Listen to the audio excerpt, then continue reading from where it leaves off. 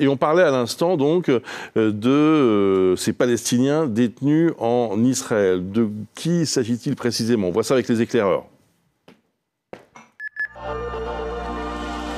Fanny Wegscheider, combien et qui sont ces prisonniers palestiniens? Eh bien, il serait plus de 10 000, selon Amoked, une association israélienne de défense des droits humains, mais aussi la Commission pour les affaires des prisonniers palestiniens, un organe de l'autorité palestinienne. 10 000 qui seraient détenus en Israël et en Cisjordanie occupés. Dans le détail, regardez ce que dit Amoked, il serait plus de la moitié actuellement sous le statut de prisonniers sécuritaires, c'est-à-dire ayant porté atteinte ou soupçonnés d'avoir porté atteinte à la sécurité d'Israël, avec plus de 2000 qui sont condamnés par la justice d'ores et déjà.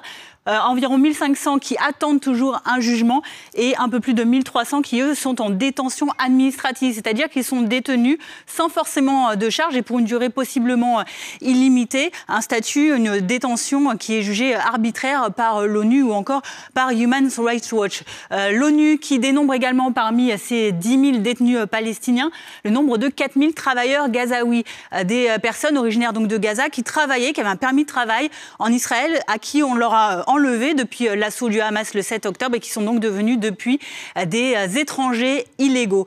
Il y a également parmi les prisonniers palestiniens en Israël et en Cisjordanie, on va le voir, un nombre encore indéterminé de dirigeants et de combattants du Hamas, des membres du djihad islamique palestinien, encore des criminels politiques. Et puis, il y a aussi, on peut compter sur la présence dans ces geôles israéliennes des parlementaires, des journalistes, des enseignants palestiniens et, plus surprenant, selon l'ONU, un peu plus d'une centaine d'enfants.